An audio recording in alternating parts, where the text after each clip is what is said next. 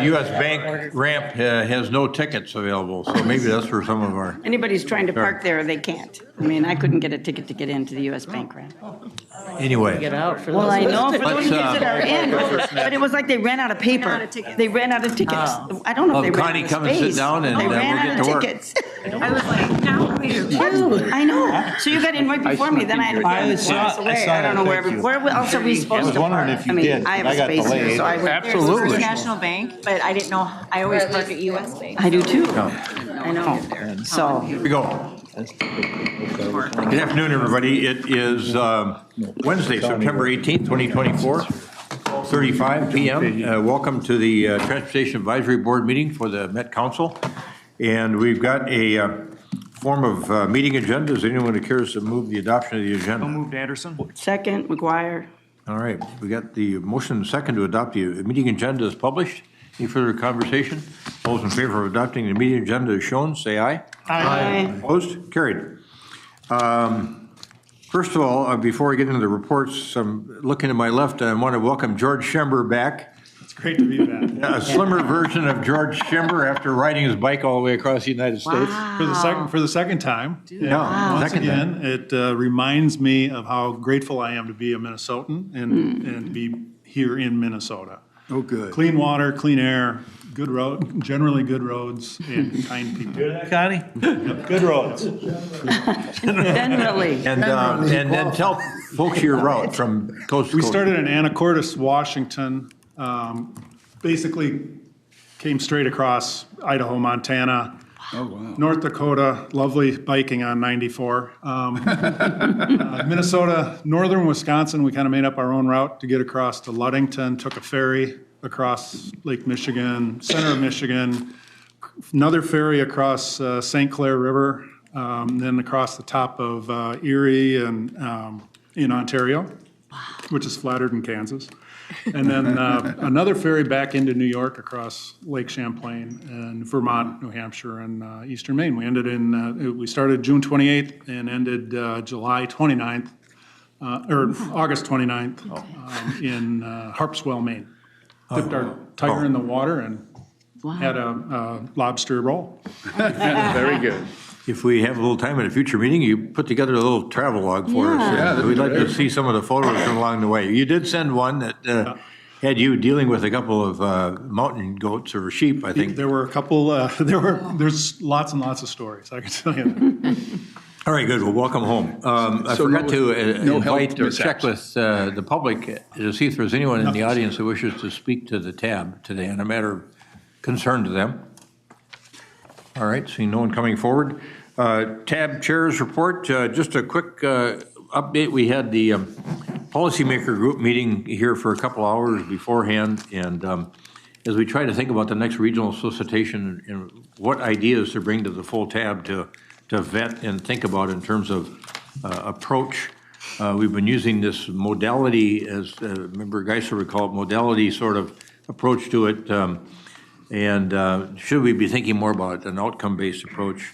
All kind of, I would say, kind of couched around the notion is, that underlying question of how we can best accomplish the most for the region through the regional solicitation process that aligns with the 2050 TPP. So that's kind of the framework in which this policymaker group is working. And we'll be back to you, I think, deeper into the fall, Elaine, with some ideas that we have and vet them with you and see what direction you guys want to go. So that's enough for me, and I'll turn to Connie Sahibjam, who is here for a minute. Yes, thank you, Mr. Chair. I don't have a whole lot to say. I just to give an update on some construction work as we are actually approaching, you can't tell by the weather, approaching winter, so they're starting to talk about buttoning things down, but they're hoping to get extra months, but I think what we're hearing from the weather forecast, the almanac say that it's going to be a snowy, long season with snow, and so that means they can't do as much work like last year.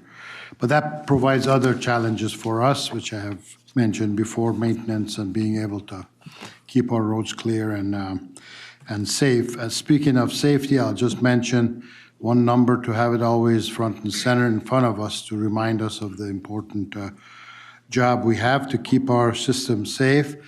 If you remember last month when we were here, I gave you a number of 271 fatalities that we've had so far this year. And I'd take guesses where we are this month. Whoever is closest, give them a big prize. It's not fun. I shouldn't even do this. It's 320. That's 50 more. That's more than one, a lot more than one a day, almost two a day. So I don't know where, seems like I've heard a lot of, I've got a category of motorcycles and other vehicles. So anyway, that's going up, and we're way ahead of last year. At this time, we were 280, so we're about 40 more at this point, a little over half of the year. So hopefully we can do better. This is why we're here. Thank you. Thanks for that. Frank, nice to have you here. Member Kolash, MPCA. Good afternoon, everyone. Again, Frank Kolash, I use he, him pronouns, Assistant Commissioner for Air and Climate Policy at the Minnesota Pollution Control Agency. For updates from the Pollution Control Agency, we are in the process of working out the details to have the $200 million climate pollution reduction grant that Minnesota was awarded from EPA under the Inflation Reduction Act for a climate smart food system grant that will cover the entire food system from the restoration of agricultural lands to crop agricultural processes, equipment used to process food, industrial decarbonization in the food processing in Minnesota, and then also what to do with food rescue, and then food waste and recovering energy and composting for food materials in Minnesota to reduce greenhouse gases. Part of that includes $20 million for clean vehicle replacement in that food system area. So that will be looking at both on-road, the trucks that are used to transport food goods throughout Minnesota, but also off-road, so the equipment that is used in the farming practices as well. So electrification or other opportunities to reduce fossil fuel use in vehicles that are used in the agricultural production system. And we also have 5 other agencies receiving funds under that, with the Department of Natural Resources, Department of Agriculture, Board of Water and Soil Resources, Department of Health, and Department of Employment and Economic Development as well. We are also in the process as the Climate Subcabinet updating Minnesota's Climate Action Framework. It has 6 chapters across all of the emission sectors and looks to reduce, for the policies and strategies to reduce emissions across all sectors in the state to meet our statewide goals, to build resiliency in all of our systems, to protect Minnesotans from the changing climate that we are already experiencing, address inequities and ensure equity is part of all of our policies moving forward, and then also look for opportunities to build a clean economy and clean jobs for Minnesota as we move forward to address climate change. So the solicitation for work group members closed recently, and there will be a work group focused on updating the clean transportation section of the Climate Action Framework. And then we'll also be looking at other opportunities in the healthy lives and communities standpoint. But I think also transportation has a role to play in the resilient communities space as well, to make sure that the transportation system is resilient to the changing climate and the increased storms and increased precipitation that we anticipate Minnesota will see in the future.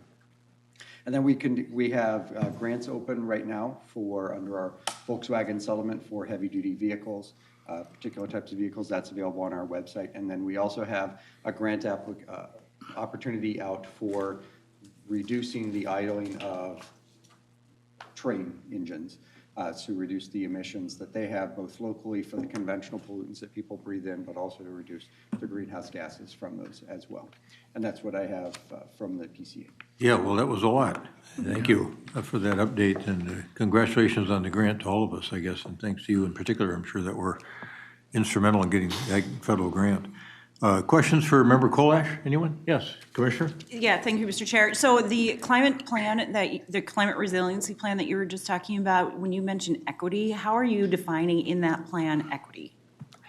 Yeah, thank you. That's a great question. And particularly, we start with definitions around environmental justice communities and ensuring that they are receiving the benefits of the policies, but also that people who live in those communities are able to have their voices heard and participate in the process. And then it does expand to broader definitions, and this is coming from some of the federal definitions of disproportionately impacted communities. So certainly those are going to be focused on Minnesota's Black communities, Indigenous communities, communities where people of color, but also low-income communities as well.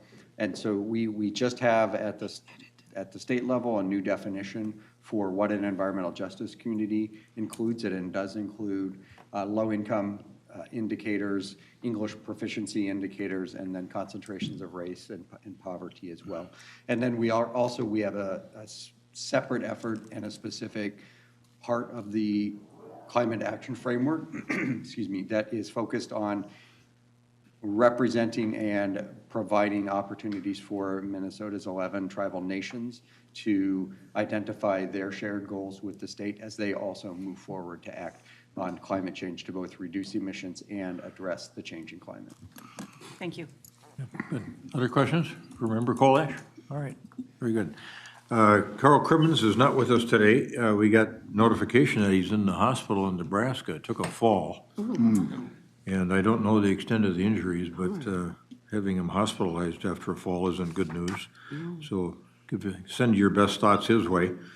And then I'll turn to Deb Barber, our Met Council member, and get her update. Thank you. Thank you, Mr. Chair.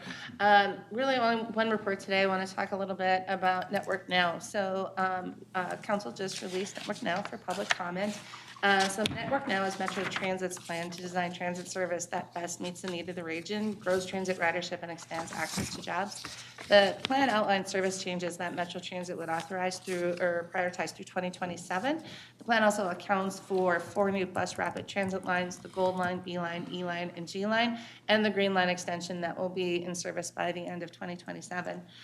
Fully implementing these service changes that are outlined in Network Now would expand transit service by 35% and increase the number of jobs accessible within 45 minutes, 45-minute transit trip by 25%.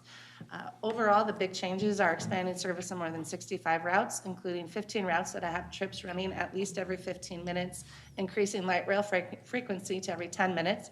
Currently, trains run every 12 minutes most of the day, bringing on-demand microtransit service to 8 suburban zones, providing stronger connections to regular route transit, serving areas without existing transit by introducing 20 new bus routes, and adapting the region's express bus network to provide all-day service in key corridors. Service changes will continue to be implemented quarterly and all of that, and we will continue to revisit this plan as we go. The one thing I have for you is the plan is out for public comment now, and the comment period closes Friday, November 15th. So please get comments into us, and we will make sure that we capture as much as we can. With this, some routes are being eliminated. They're primarily routes that were suspended during COVID that are not being brought back at this point. Obviously, we'll continue to monitor sort of the commuter market to see if any of those routes do need to come back at some point in the future, but that is part of this plan and part of the reason it's going out for public comment. Good. Thank you, Member Barber. Questions for Member Barber? All right. Turn now to our colleague Gary Hansen. Member Hansen, would you please give us the Suburban Transit Authority update, please? Thank you, Mr. Chair. Maple Grove Transit provided state fare service on weekends and Labor Day, setting a single-day service record for them on Sunday, September 1st. Minnesota Valley Transit Authority also set a record for state fare ridership, providing more than 127,000 rides, a 15% increase over their previous record that was set last year. MBTA set a new daily record on September 1st with more than 18,000 rides. MBTA's service to the Renaissance Festival continues to grow. To date, 21,000 rides have been provided, which is a 25% increase over last year. Plymouth Metrolink ridership is up 20% on regular routes, while Ride on Demand is up 36%. And Plymouth Metrolink is coordinating with Maple Grove Transit on a Northwest service study for 2025 service. And I am obligated to provide an update for Southwest Transit since Eric Hansen is here and he's checking on me. They reported their largest state fare ridership ever. And Southwest is working on its autonomous vehicle project with launch expected in the first half of November. That's my report. Good. All right, very good. Questions for, Wow, based on that report from Member Hanson? Mr. Chair. Yes, Commissioner. We don't need to go into huge detail, but did you say autonomous? So in the early part of this November? And Eric, would you like to comment? You may, Mr. Chair. don't, if it's really long, No, but it's just not. give It can me be a really little short. snip. It can be really short. The short answer is that tentatively, yes. The intention, the main mobility contract that we have that you may have seen in the news was signed way back in June, and we're kind of waiting on some pieces that we have to do with the Met Council. But presuming that those things happen in the time that we anticipate that they're happening, yes, we intend to start the service before Thanksgiving. Yes, that's correct. Yep. But I don't have an exact date yet, although when I have that a date, we'll do an announcement, and then we'll do some kind of pre-event kind of show and tell as well for people to come take a look at it. But yes, that is the intent. Absolutely. Yep. So this is driverless cars gonna do like Uber or like a service, like a pickup and deliver service? Yes, that is correct. So it'll be part of our normal microtransit service, Southwest Prime, but it's actually being put together as part of the kind of the first and last mile service for the Green Line extension stop at Southwest Station. So it's going to be around that vicinity. So it's intended to complement that as well. But it will be used just like you do with an app, like you would with Uber now, or with our Southwest Prime now. And it will be driverless from the standpoint of initially we'll have operators in it. Those operators we hope to take out eventually, but there's a couple reasons why they're there. Number one is because they, and these operators won't actually physically be driving the car most of the time, but there's a couple reasons for that. One is because we want people to feel comfortable with this concept, which is obviously, new for a lot of people. But second of all, there's still some learning that needs to be done a little bit because the cars themselves, the technology that's used, learns and recognizes different things like, for example, we have a lot of turkeys, it seems to me, in this area, and you might have seen. And so it recognized, oh, that's a turkey, and I need to stop, that kind of thing. And so there's a little bit of learning that goes along with it. But yes, they will be driverless vehicles. That is correct. Yeah. So. Thanks. Thank you. I was glad I was here to answer that question. I thought I heard an interesting story on the first turkey incident, that the car got totally confused. They couldn't figure out what it was, and you had to train it. I believe it. I don't know what the deal is with the turkeys, but they're everywhere right now. They are. They are. So. Thank you. Good luck. Thank you. You're welcome. I'm anxious to hear. Yeah. Thanks. Thank you. Anything else for Member Hanson? All right. Chair Hager, anything for us from a TAC standpoint? All right, we'll get into the work of the day in a moment. We've got minutes from August 21, 2024. If there are no corrections or additions, I'll entertain. Approval with a correction. Winchell seconds. All right.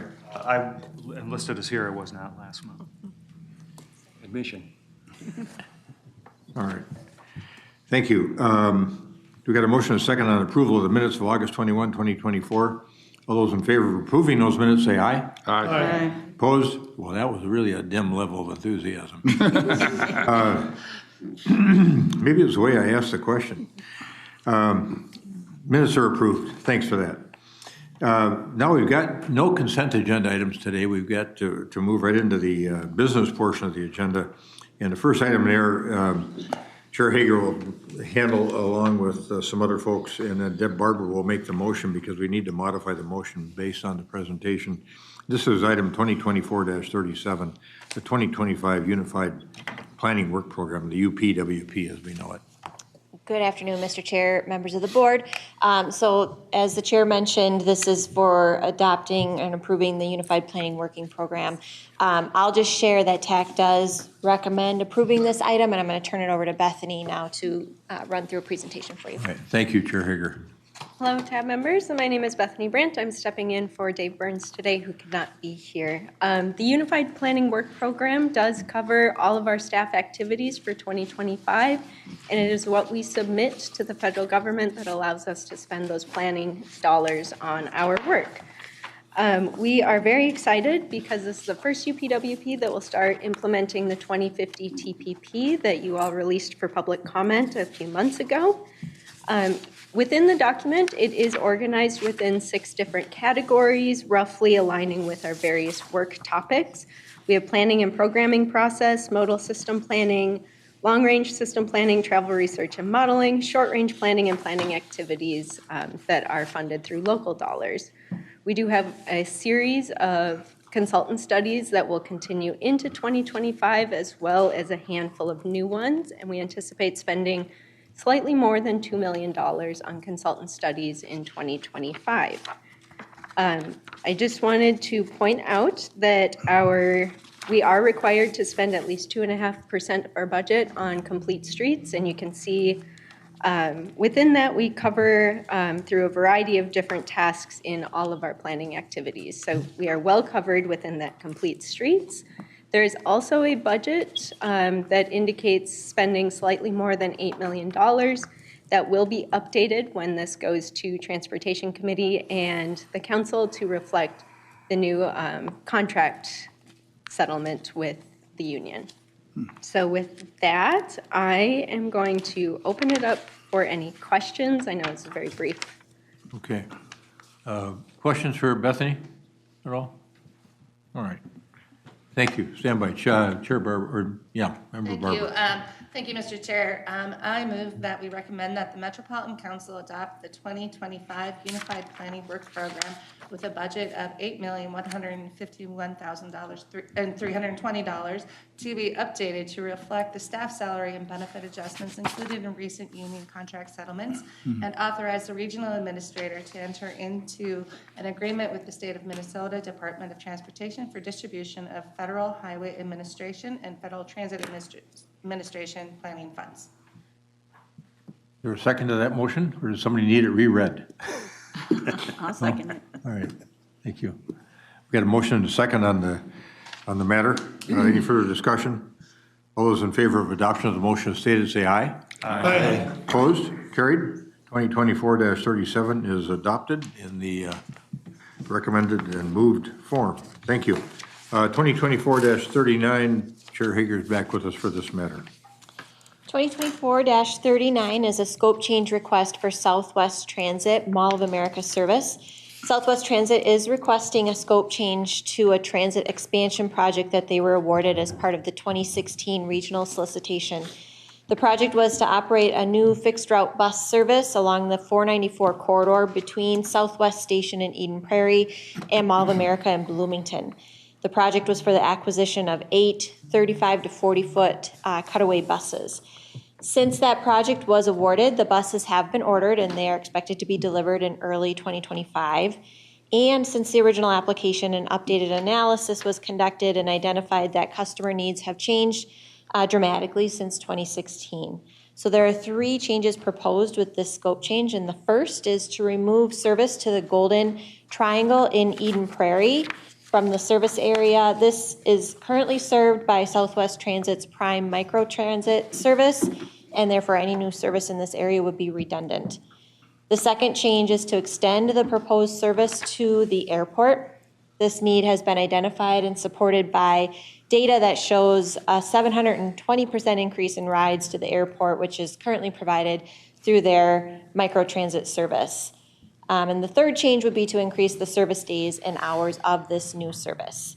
An analysis of these changes by staff as compared to the original application indicates these changes are favorable and beneficial, and TAC does unanimously recommend approval of this scope change. Okay. Questions for Chair Hager regarding Action Transmittal 2024-39? Winchell moves it. Second, Gotel. All right, we've got a motion and a second to adopt Action Transmittal 2024-39 as recommended.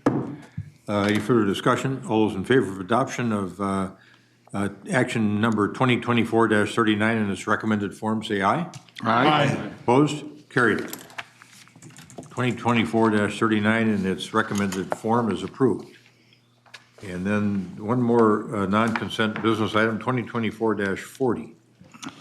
Thank you, Mr. Chair. So Joe Barbeau is going to come up and walk through some details for you on an update of the scope change policy that we've been working on through direction from the TAB, from you all, for the last year or so. TAC does feel that these updates are responsive to recent scope changes that we have seen and the direction that TAB had provided for an update to the policy, so we do recommend approving this item. I will note that you are not seeing an updated policy on the program year yet, because when that did come to TAC this month, we had some conversation and some concerns around some of that language. So TAC has sent that item back to funding and programming for a little bit more work, and it'll be coming back to you once that is ready. And I think if there's conversation we want to have here today that would be helpful to provide direction to funding and programming, we could do that as well. So I'm going to turn it over to Joe. Thank you, Chair Hager. Thanks, Chair Hager and members. You might remember a number of scope change requests that have come over the last few years were related to taking a piece of a project from Project A and chopping that out and moving it to Project B, which was usually, not necessarily, but usually a bigger project. And the reasons for this were not to change the scope of the project, not to change anything that was on the ground, but to enable for a more efficient contracting of the projects, because some other bigger project is going to do something, and why would you want to construct Project A and tear part of it out and reconstruct it in Project B? So really that kind of scope change probably about 3 years ago just sort of hit as the trend, if you will, and it wasn't really addressed in our policies. So we finally got around to taking a look at this policy and whether or not we wanted to make any changes to reflect that. And so what you see in the red tracks, and we'll look at those in a bit, are a number of changes to the policy that a policy work group was working on dating back to like November. They were working on this and then the program year policy, which I'll be talking about later. And and they sort of came to the conclusion that these scope changes are very routine. We've always found them to be okay, and we don't see any reason to make them jump through hoops if nothing really potentially significant is happening.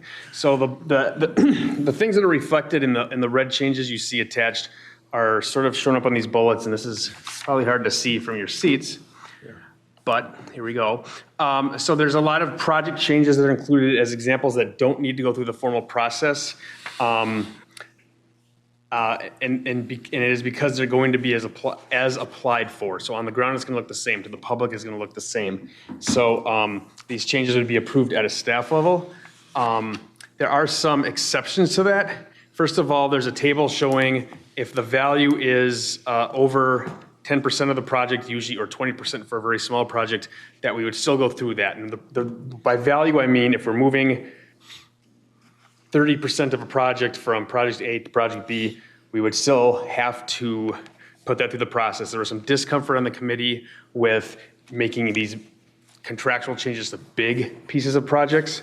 And then the other one is that the project sort of being the absorbing project, taking that project has to be in the TIP or some other agency approved capital program. And that's just to provide the certainty that the project is going to actually happen. So all project elements are retained on the ground, as I'm going to say with annoying frequency, I think, and therefore the federal funding would all be retained because, again, nothing's changing in the eyes of the public or in the eyes of anybody who's interacting with the final results themselves.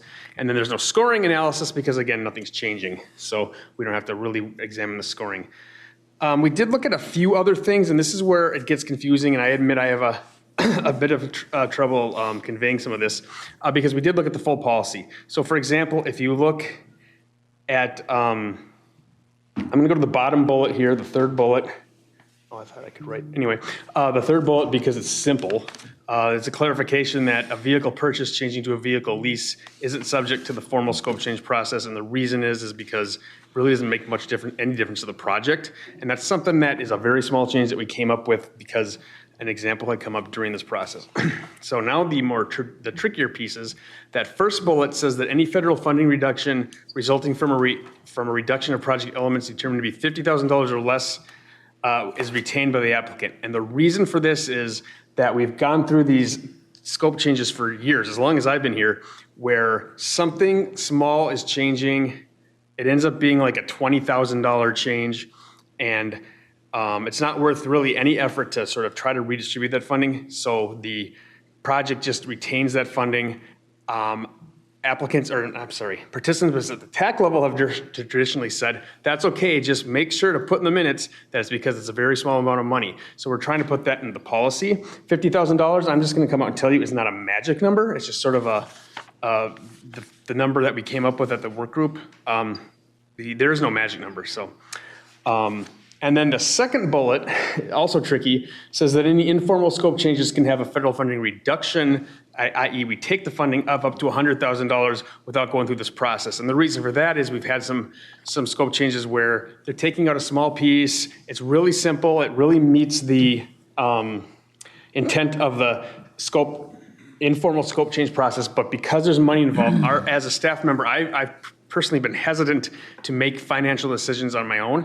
And if TAB says, well, we should not change it, then okay. But that's something that we brought through because, again, those things tend to end up the same. So there's a lot going on there, and there's a lot going on here. But this big red paragraph is really the main change that was made in response to how do we address all these projects that are coming in, not really changing anything except for the contracting. That red paragraph addresses that. So I know on Monday at one of the meetings, somebody has suggested taking a look at the history of scope change requests since about when this trend started. So I look back to early 2021, and I think what the concern was, and somebody that was at that meeting, it was the noon meeting, correct me if I'm wrong, the concern was, what if somebody's doing something on the ground to their project? Would this end up being an informal change? The answer is no. I think the specific project they brought up was the St. Louis Park project where we had a bike trail moving from protected onto some bike painting on road. And the answer to that is no. Something's changing like that, that's always coming through the process. But one thing I did find is that with this 10% threshold here, in other words, if you're moving some part of your project to some other project, and that value is 10% of the project or more, you're going to have to go through the process. Therefore, there's really only been 3 out of about 10 projects that would have actually stopped at the administrative level and would not have gone through the process, because it's really easy to get a couple $100,000 in one of these elements. So I hope that's not confusing, but with that, I'm here for questions about all of it. And Elaine or anybody that was part of the process, like anybody here is part of that process, can chime in with anything that they feel like I may have missed. Okay. Questions? Yes. Maybe just a comment. It's good to see some thoughtful consideration given to something that we've talked about for years and really hadn't done anything with until now. So I'd move approval with that comment as well. All right. I was just thinking about whether you wanted to handle 2024-41 in conjunction with 40, or do you want to handle that separately? Mr. Chair, I know it's got that number, but it's not an action. So if you wanted me to talk about that, I certainly could, or we could talk about it. It's listed as informational on an action sheet, but it's fine. Okay, all right. And we've got a motion over here to adopt 2024-40. Is there a second? Second. All right, second. All right, discussion. Member Geisler. Thank you, Mr. Chair. So we did have a discussion about this on Monday. The one thing, specifically the highlighted language there, that I have a little concern about is just a blanket 10% of the project value. It's not the money we gave, it's the whole project. So when I think about an interchange, which can run upwards of $40 or $50 million, that could be $3-4 million worth of project moving around that is informal. That doesn't feel informal. That doesn't feel administrative. Even if it's all happening, even if it's there, it kind of misses the point, I think, of what we're doing here is basically ceding governance control to staff to administratively work through stuff and do less paperwork. That's what this is about. And to me, this is about simple things that the paperwork costs more than what the request is, and trying to clear those off. I would like us to see a cap of 10% of the project value up to a certain dollar value, and then any changing, shifting over $2 million comes to us no matter what. Just because of the size of the shift, I think that's a worthwhile conversation point to look at, because that's what we're here for. We're here to make sure that things aren't shuffling around to other groups. And the other question that I had here, and maybe staff discussed it or they didn't, but serial changes. So I make one change to move it over here, and then I make another change, and then I make another change, and then I make another change. Can I do a bunch of little tiny changes and then they don't get caught and they're all informal, but in aggregate they would have been? That's another kind of concern that I would have with that, since they're not coming to us.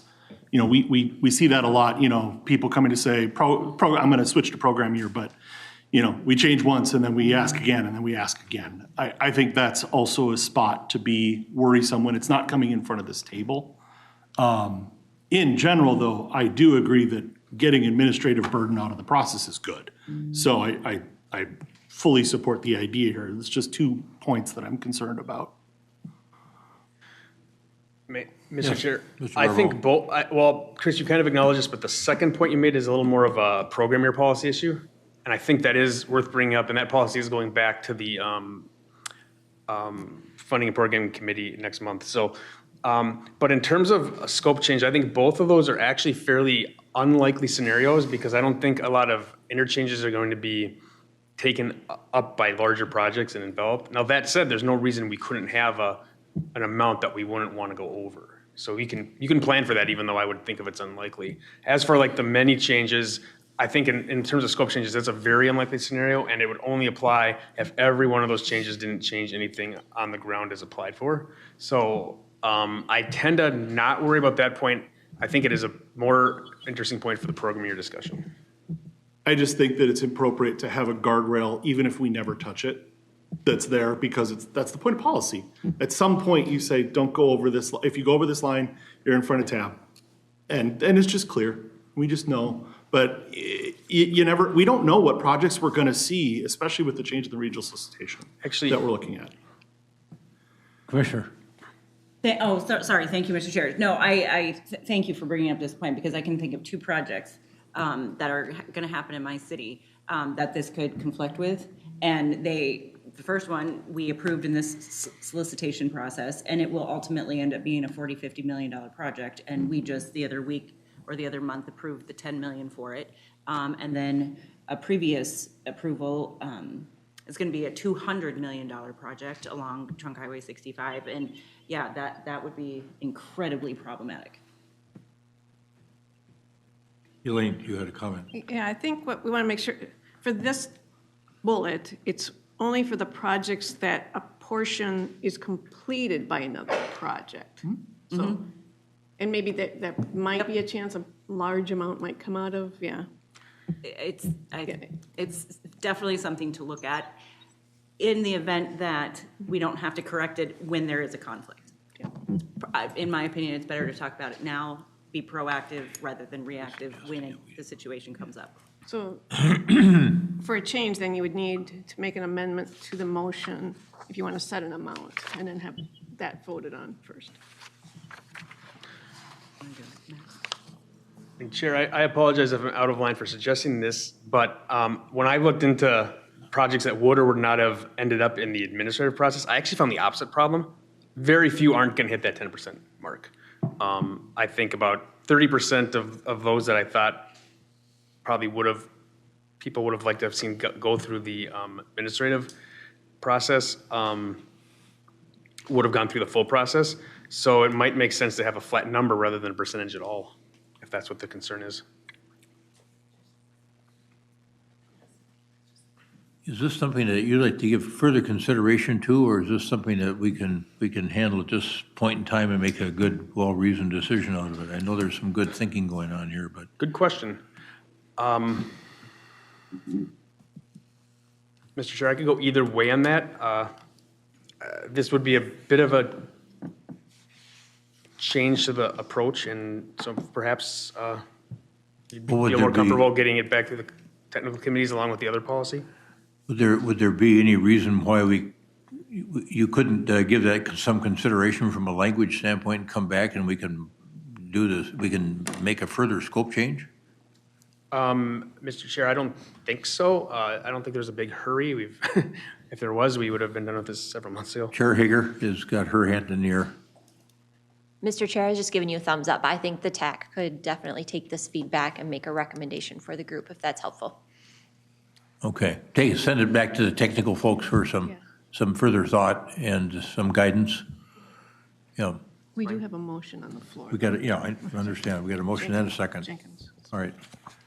So I just want to contribute to the feedback.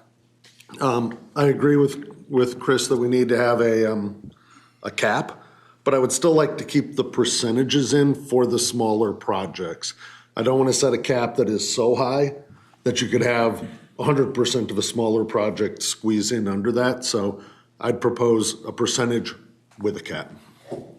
Are folks comfortable with the notion that we'd act on this proposed scope change policy under 2024-40 and then to these concerns that have been raised, send it back to technical people for further consideration and then come back? I mean, I don't see any reason why we couldn't modify the scope change plan again. So any further comment on this particular matter? Otherwise, we could vote on this and see where we are. Okay. We got a motion and a second on 2024-40. All those in favor of adoption of 2024-40 in its present form, say aye. We had a motion, was that? Yes. If I withdraw my motion, right,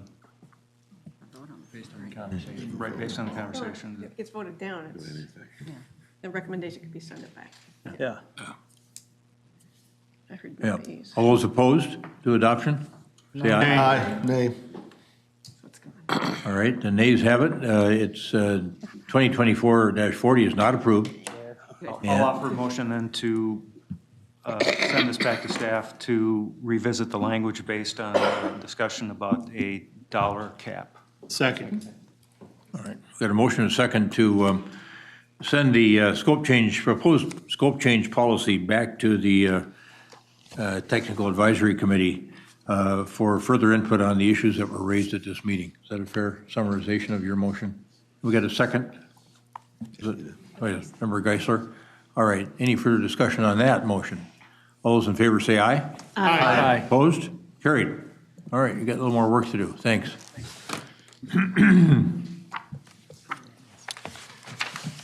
Okay. That's my agenda. I think I'm up next. That completes the non-consent portion of the agenda. And then we're on to the informational section. And I did report earlier some of the work of the policymaker group.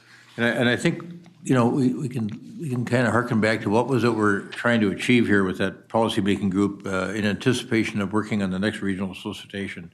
And that is to figure out how we want to fund or select and fund projects that implement the goals, objectives, and policies of the 2050 TPP. We want to make sure that we get that kind of alignment.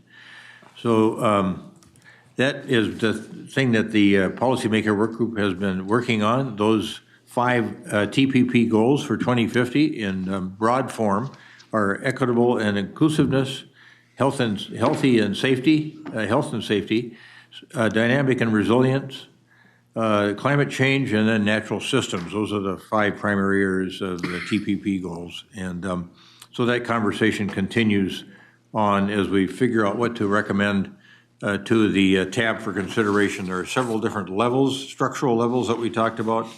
Level 1, 2, 3, to be frank, and level 1 had a stronger policymaker influence. Level 2, more technical oriented, and I think level 3 is somewhat akin to what we're doing now. Elaine may differ on that, but she, I think for most folks, level 3 seemed a little bit like what we were doing at the present time.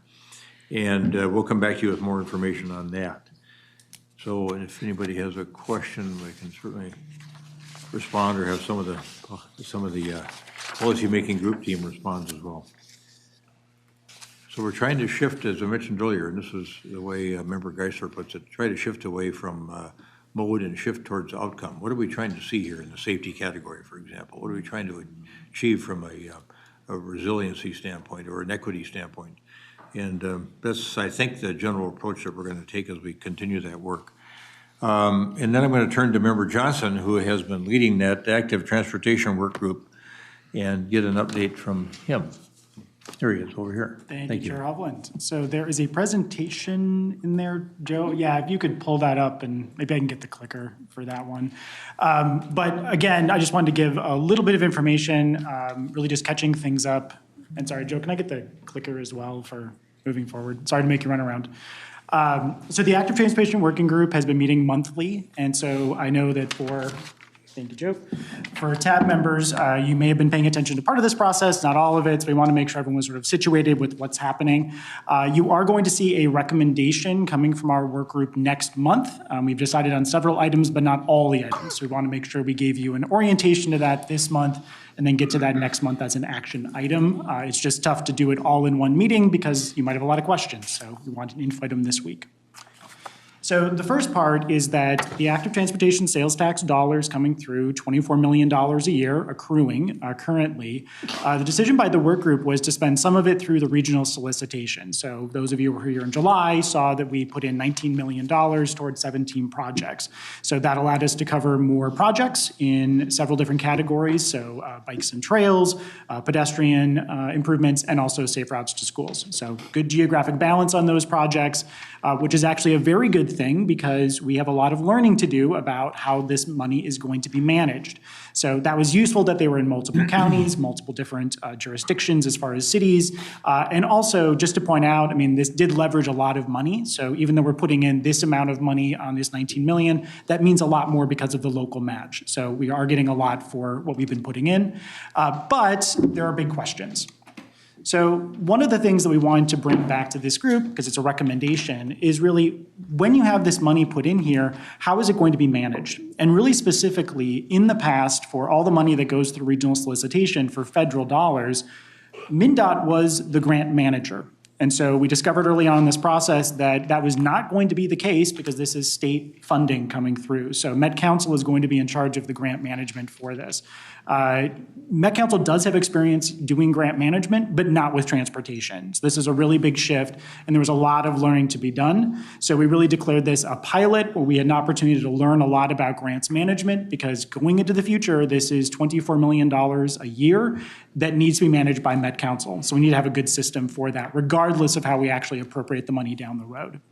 So given that, we really want to think about the reducing administrative burden on the applicants who are going to be receiving this money, also that management process from the council side, and then lastly, really thinking about what are those specific requirements that should be attached onto the grants. And I'll say this with the federal grants, we don't really have much of a choice. We have to follow what the federal standards are. These are state funds, so as long as we meet the requirements of what the state law requests, we have a lot of flexibility within that.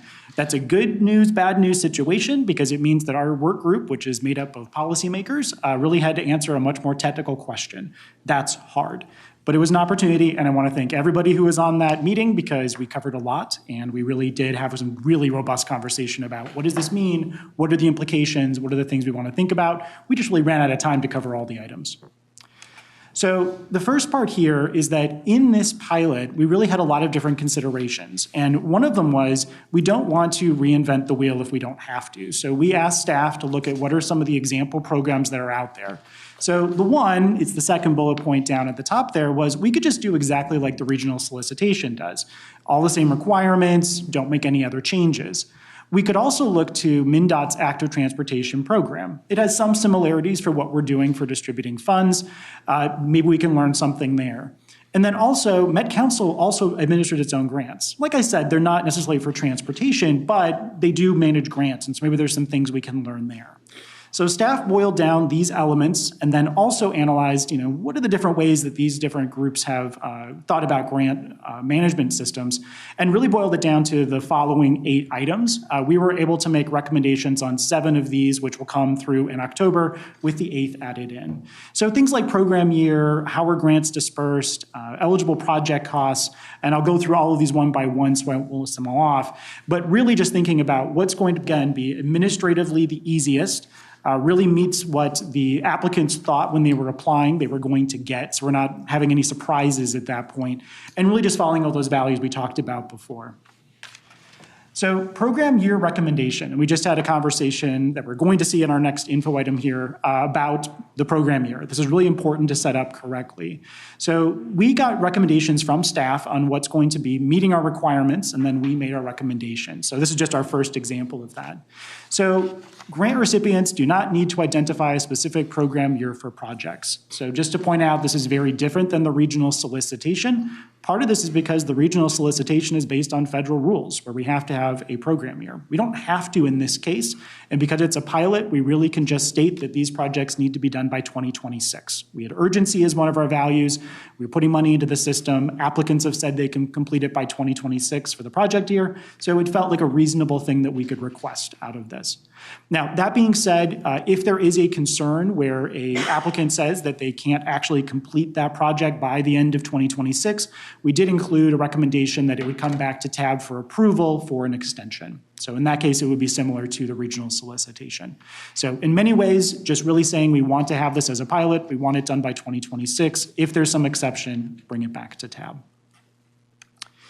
The second one is quite a bit different from any of the different ways that we were looking at for the 3 different models. So when we're dispersing grants, there's multiple ways you can do it. You could wait until the very end, project is done, and you disperse 100% of the funds. That leaves applicants on the hook the entire time, and basically no one does that. The other angle could be that you give some money up front, you hit certain milestones along the way, and you disperse additional funds. So staff came back and said, well, what if we dispersed half the money up front? This is actually more than it is with the regional solicitation. And the reason being for this is really important for smaller applicants to get money up front. We don't think that they're suddenly going to decide not to do a program. We don't think that's a particularly likely outcome here. So if we could give money up front, would that actually be a good thing for smaller applicants? And that helps us learn a lot about what could happen long term, because there's a big possibility that smaller applications might be what we do with this money. We'd like to know how effective that is and to see if there are smaller applicants who really do benefit by having more of the money up front, so they really can think about how they do their budgeting, and they're not on the hook holding on to really a lot of the project costs until it's completely done and then getting reimbursement at the end. Now, even with 50% up front, the council would still ask for documentation that the project is continuing. They would make sure that there's still the local match in place, and then they would release the rest of the money once they've gotten everything done with the documentation. So that's the thinking on that, and I just want to highlight this is very different than any of the 3 models that were presented, but with a reason. And I think if there's questions on that one, when we get to the question period, I'll have Joe come up and answer some more detail about that. The eligible project cost recommendation is very straightforward. We said applicants, when they applied, understood what they were going to be covering, what was eligible. We didn't want to touch that. They came through the regional solicitation process. Let's make sure that that stays the same. So that's the recommendation there. And then as far as plan documentation and submittals recommendation. So again, we want to consider that there is an administrative burden to all of this. And so this is one that we had, again, lots of discussion on. But the main piece here is that the grant recipients are required to provide final plan sheets prior to project bidding. So we want to make sure there was proof that this was a project that was going to go forward. It met the requirements of all the things that they're thinking about, which is in the bullets below. But we didn't want to get in the way of really what the federal requirements do, which asks for a lot of documentation. We want to make sure this was more minimal on that front. And again, I will probably defer to Joe for the questions on this one because there's a lot of details. But we did want to define what a final project plan is going to include. So it has to have the original description that was in the regional solicitation application. It has to have minimum design guidance that follows the MnDOT facility design guide, and it has to include ADA standards. So if it has those things, it's considered a final project plan.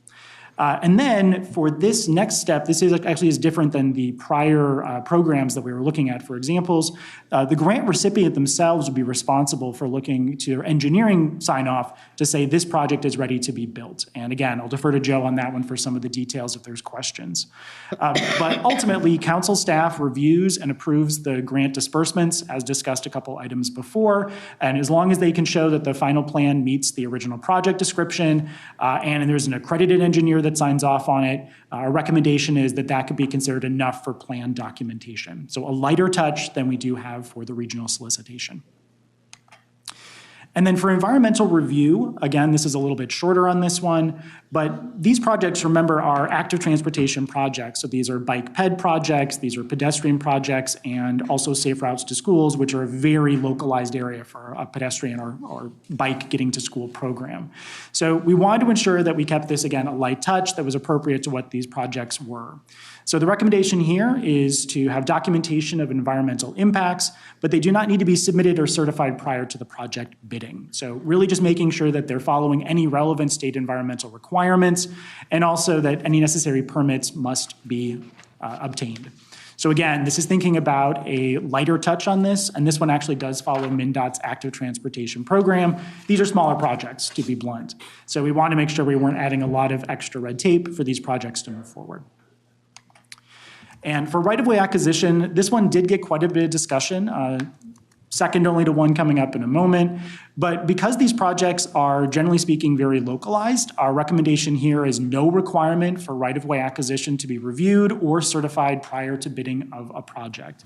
Again, really just hinging this on applicants, in this case, tend to be very small and localized for the project area. So it's very unlikely you're going to have some widespread project like some of these larger interchange or transit projects where they really do have a larger scope to this. So this one borrows from the MnDOT's active transportation program, really limiting the documentation needed on this, just making sure that we're keeping the requirements as minimal as possible with still meeting the baseline. And then the project scope change recommendation, we just talked about this a moment ago in terms of the regional solicitation. So in this case, we said we want to follow the same scope change policy. So whatever is set for the regional solicitation, we want to follow the same thing.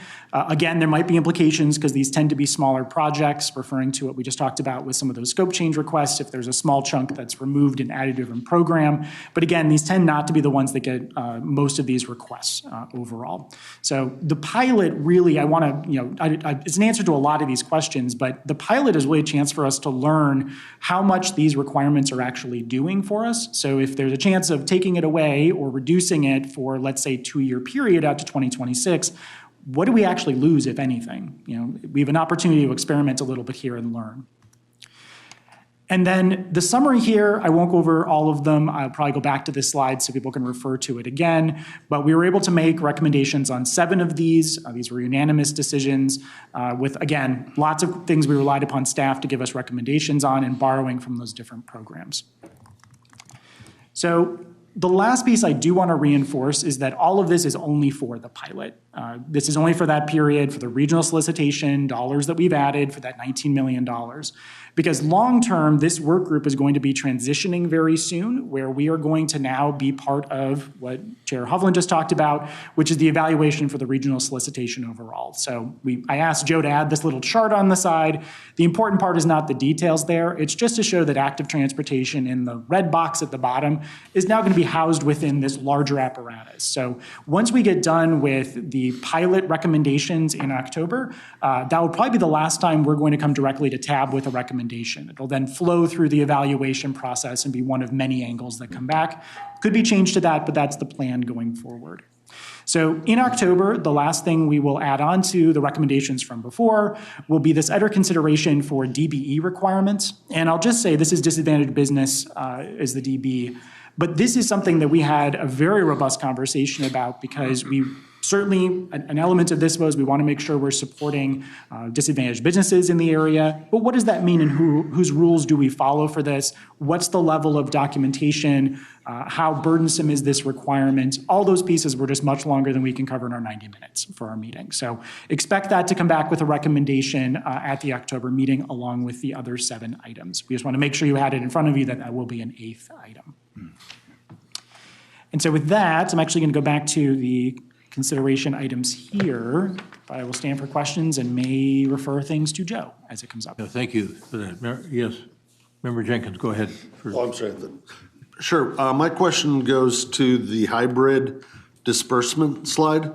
You talked about 50% upfront, and then the remaining, there's no timeline on it. Is it after the 50% has been documented?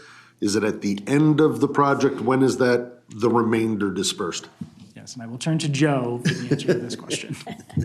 I think good question, Chair and members. So the intention here would be to have that first 50% to kind of help cash flow for the local agencies to get that project moving. And once that cash flow is in place, then to switch to a more traditional reimbursement style of grant funds. So essentially every month they'd submit invoices, evidence of what they've done, and then we would just reimburse them based on what they spent for that month. So the intention here is to get that money flowing, and then once it's flowing, then we can kind of get in that process of the reimbursement model that most other processes use. Okay, thanks. Member Geisler. Thanks, Chair.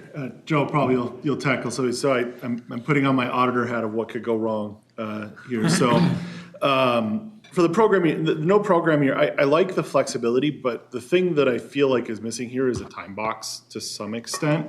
Is there an intent to say like, look, you don't have to pick the specific year, but you have to do it within the next 4 or the next 6 or something, because I feel like it's, especially if we're talking about half money up front, well, then you could sit on it, and maybe we'll delay the project for a year, and maybe we'll do this, and especially for these smaller ones, if it's not a lot of dollars. Like I know it's just for this pilot one, but I feel like these things will continue forward as concepts, so I want to talk about it here. Was there any consideration around time boxing that? I got a couple of things too. Maybe I'll answer just first on this from a policymaker perspective, and then go to the details on this. So the main consideration here is all these projects that came through the regional solicitation, we asked all the applicants, can you complete this project by program year 2026? And they said yes. So that's what we're holding them to, that they can complete this. Unless there's some, way out of the box, something that, they could not anticipate, they're going to be done by 2026. And we want to make it very clear that whatever we set up for the pilot is really only for the pilot. So we're learning information. We want to see if this is working. And actually, that was a question we asked was, will we get data back in time to be able to help inform the evaluation process for the 2026 regional solicitation when we really put all this together in one package? And the answer was we should get information because the timeline's so tight. Sure. So these projects should all be completed by program year 2026 or the equivalent to 2026 because we've set it up that way with the regional solicitation dollars. Elaine has a comment. Actually, I'm going to correct that. Oh, apologies. So, yeah, we've asked that they start the project by 2026. And if you see on number 2 there, they will have a grant agreement period, so it will cover the timeline of the project.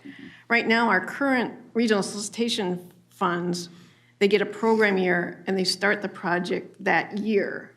So, and that's why we've put this, so they could start in 25, 26, but guaranteed 26. In federal funds, they start 26, if we had that as their program year, there is no end. They can take as long as they want, but this one, we're actually being a little bit more prescriptive. So this is more prescriptive than the federal ones are. Okay.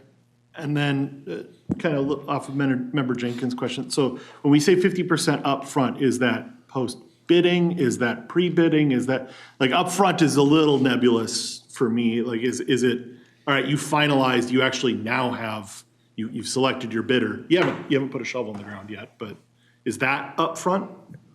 Construction contract. Chair and Member Geisler. So the idea here would be once they enter in that construction contract and they submit evidence to us of that construction contract being entered, then we release the funds. So trying to keep it tied it directly to construction. It's a construction grant, so we want to tie it to it. So we're going to wait till we can go into a grant agreement before this happens, and then that'll cover the entire period of the project. But then once we get that construction contract and then they submit it to us and we confirm that, then we release those funds for them. So to protect us a little bit too on that side. So upfront is still waiting for a commitment to execute. Evidence of that commitment is in place. Correct. Upfront, the idea of upfront of the construction project, I guess. Yeah, got it. Okay, thank you. Elaine. And also to add a little bit more detail, currently, when a project starts, they start submitting invoices and they're reimbursed as they go. They would still, even though they got the 50%, still have to submit the invoices documenting what they've done each month. And then when they use up that 50%, the following month they would start getting reimbursed. Additionally, reimbursement, Okay. Other questions? Okay. Member Barber. Thank you, Mr. Chair. Just a comment. As you're working through some of the conversations about DVEs are a very federal specific type of program. Metropolitan Council has a different program in addition to that called the MCUB program, which is Metropolitan Council Underutilized Business Program. And it's an expanded universe beyond DVEs. So it ties into a couple of department administration programs, which is like the targeted group businesses, and a program in the city of St. Paul. Also has a program tying into veteran or service disabled owned businesses. And I think that that's part of the, because this is state money, that's something that we could maybe roll into this as well. And then maybe we can connect with our OEO people to talk about that and how we connect that in. Chair and Member Barber, I'd just like to note that we will have Ashanti Payne actually at our meeting next week to help us work through that. So yeah, appreciate the comment. Good. Anything else? I just want to thank Chair Johnson for your ongoing, really excellent work. So Thank you. Thank you very much. terrific effort on our part. Yeah, I'll finish up quickly. This is by far the most technical recommendation we've brought forward. This is a policymaker work group that has really been stepping up in a way that maybe they didn't expect when they first signed on to be on this. And now even talking about grant requirements and what does that mean? It's a group that's really stepped up to take on the challenge and try to understand what the implications are. And again, I know we bring it to tab and there'd be questions about the details. And again, I appreciate all the staff work behind the scenes as well on this. But again, we are going to have this transition this fall where we'll move into being part of the regional solicitation evaluation process and part of that policymaker work group. So, there'll still be recommendations coming through about the long-term use of the money, but I'm glad we could spend some of it up front. That was a value of that group from, I think, day one, saying, let's spend some of this money. It's urgent. We should do that. What's the best method to do that? So again, appreciate the opportunity to be in the role and looking forward to how I can work on this work group going forward. Very good. Thanks for those closing comments. We'll see you in October. Yeah. All right. Program year update, Joe Barbo.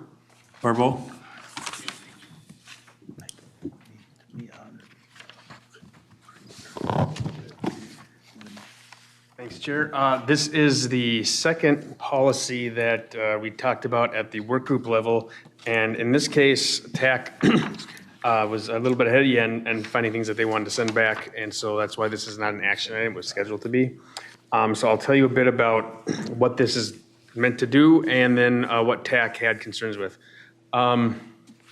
So this is a similar problem that sort of got us going to the last policy that I talked about, which is the trend, for lack of a better word, in program year extension requests was, I have a project that is being enveloped into a larger project that's 2 years out, or maybe I've already had an extension and there's another extension coming.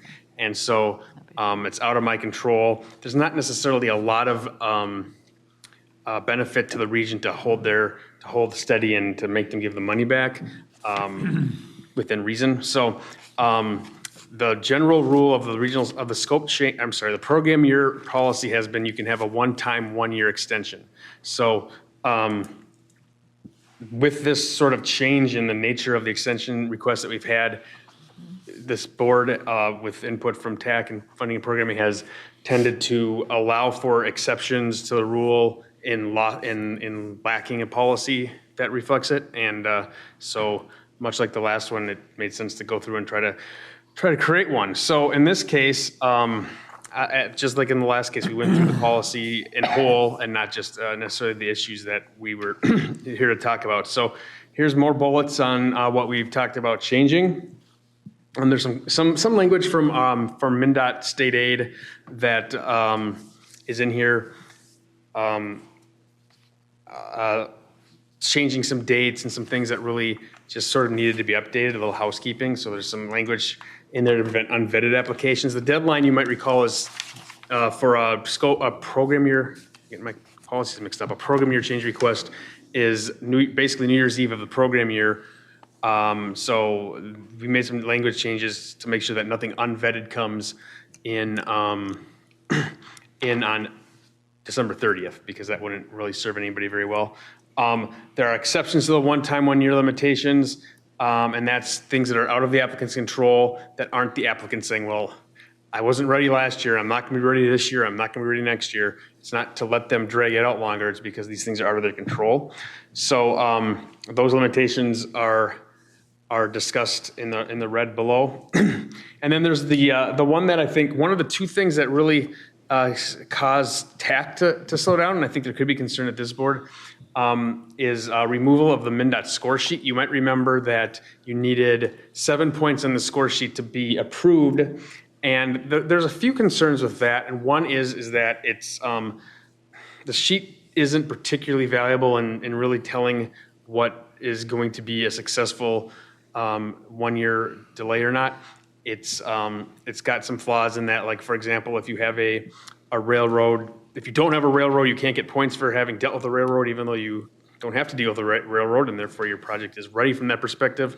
I know we approved a program year extension about 2 months ago, I think, that was in 6 months in advance. It only scored a 6. It would have scored a 7 if we'd waited until December. But if we had done that, we would have lost a lot of flexibility in how we just recently programmed the regional solicitation a couple months ago. So I think it sort of discourages early applications. And so MnDOT State Aid is confident that when they work out a schedule with the applicant, that they can understand exactly whether the applicant's ready or not. So they actually, we did suggest removing that entire thing. And there were a couple tech members that wanted to see something a little more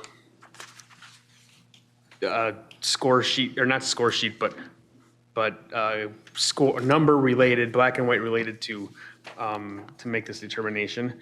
There's a few deadline changes that were for April of the program year that are being changed to June of the program year. Again, that's our friends at MnDOT State Aid making that recommendation. And then this bottom bullet is kind of funny. It says that these requests are placed on TAB's consent agenda. I don't really think anybody knew that it was in there, and we've not been seeing them on consent agenda. So it would be, TAC did not opine on that. It would be up to this board if you want them on consent or you just want them to be on the non-consent. It doesn't really matter, I don't think, to us, but it's kind of a funny thing because we have not been doing that. So I'm gonna share with you on these changes, if I get to them. Some of this here is kind of MnDOT business, MnDOT business. But right here is the exceptions to the 1-year, one-time limitations. And it essentially says you can have a longer extension or maybe a second extension if something out of your control is happening due to a different project. I always say a larger project. It might not necessarily be a larger project. And then this sentence right here caused a lot of heartache at TAC. It says in each case of these exceptions, the applicant must show that the project will be ready to authorize in the currently programmed year, which is a little bit stricter than our traditional one-time, one-year applications. And so that sort of caused a pause and say, why does it have to be stricter? And so the charge for funding and programming, along with considering whether the score sheet removal is a great idea, is to consider whether we can take this statement out or reword it, make it for the next year or the year that's being applied for. And to be perfectly honest, I don't remember exactly why that sentence came out the way that it did, and nobody else seems to either. So I think that's something that can be dealt with pretty easily by the technical committees. But that and the other issue I brought up about the score sheet was enough to cause reconsideration. I think I want to go to the items that applicants are asked to provide. So in this Part B, they've taken out a number of the elements that, again, State Aid thought was a little bit not particularly helpful, and basically said, please provide us with the dates that you anticipate things being approved throughout this process. And that's really good enough, according to them, to make the determination on whether or not it makes sense to have a program year extension go through. But whatever feedback you have for that, we will pass that on and work that out at the technical level if we need to. So with that, I would stand for questions. Questions? Yes, Elaine, comment. The one thing that TAC also asked, we did not have a limit for the number of times to come back, and they were wondering if TAB did want to put that in there. Because right now we've granted a couple times, 2 years, twice. And or just let it happen and see. So TAC did want to know if TAB wanted to provide some feedback on that. Commissioner, and then Member Geisler. Oh, thank you. So my question or comment is similar to what you were just commenting on, Elena, is that, so the Brooklyn Park, the 252 project, that has been coming back a couple times, and from the newspaper article over the last week, I don't think that project is going anywhere anytime soon. I hate to put an arbitrary number on it, but I think there has to be some responsibility on the applicant to say, listen, we need to free up these funds. We're nowhere near getting this project ready. We're pushing this back to TAP, but I don't know how to define that or quantify that. And that's where, if you put a limit, then you can always have another exception. I mean, that's what TAB's been doing right now, to consider that. As you mentioned, there's several projects tied to that 252, and it's 26 million that's we've awarded that it's been moving. It seems like over the years, when we first put that policy in place, we thought, okay, this is going to work. One extension, and then there's all kinds of good reasons why something doesn't happen within the then prescribed time period, and we've handled each one, I think, on its own individual fact basis. It probably, merits our consideration and the use of our collective judgment on whether or not we want to extend something. Commissioner. Well, I think there just has to be some limit to it, though. So if we say we're going to change this now so that they automatically get a one-time 1 year, then if they come to us for an exception, it should. We're right now redoing our policies and goals. By the time if you wait 2 or 3 years to get when you're supposed to get started, you're likely into a new transportation plan and new goals and a whole new way of doing things. So I think it should be limited. My comments weren't meant that there shouldn't be an outer limit, but there are some circumstances that can arise. But setting a limit is certainly an appropriate thing to be thinking about. Member Geisler, then Member Jenkins. Thank you, Mr. Chair. I think specifically to the section that Joe had highlighted, in each case, the applicant must show that the project will be ready to authorize. I think I can get the gist of where I would like to see something that says that the project can show that it's materially made progress towards towards being ready. If they haven't done anything and they're not there, and there's like, oops, we need an extension. That to me is like, no, you didn't do the work. Now, if you know that you're not doing the work because you're getting rolled up into some big EIS or big other project, well, then just say that and submit early and say, nope, we want to punt out early and go for that. So I would like to see at least something say like the project has made material progress towards starting or something that shows that, yep, no, we want to go and this is why, but this is what we've done so far. To the extent of the 1 year, or 1 year extension once, I feel like to me that's a little bit of like everybody gets that, you can do it, go for it. That's the table stakes. After that, like I view this a little bit of in Coon Rapids we use dimensional flexibility in our zoning code to deal with one-off specific things, and I kind of view that here of. To the chair's point, we've reviewed each one of these individually based on their specific project merits and specific existing extenuating circumstances.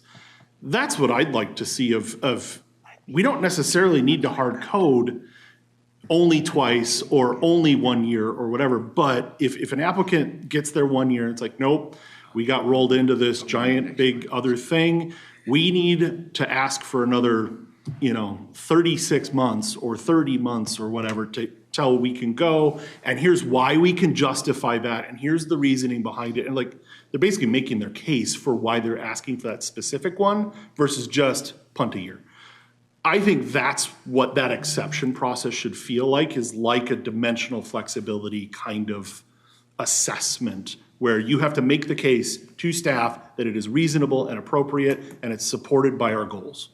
Then when we as a governing board can assess that and go, yep, that's in line with our goals, sounds like a good idea, or nope, sounds like you're not ready, turn the funds back, we're gonna give it to somebody else. Thank you. Member Jenkins. Thank you, Mr. Chair. We focused a lot on extensions. One of the things, Joe, that I want to find out about is a lot of these projects are timed because there is a maintenance need. The project needs to be done in a certain time for safety. And I'll refer to one of the very first projects I voted on as a member of TAB was a trail rebuild on Fish Hatchery Trail along Highway 61. And it was extended a year or two because of reconstruction on 61.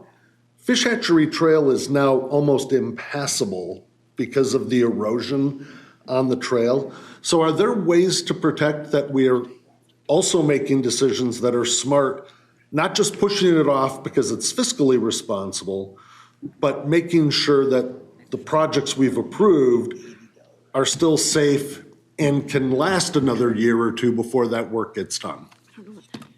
Good question. I think the short answer is probably not. Maybe the long answer too.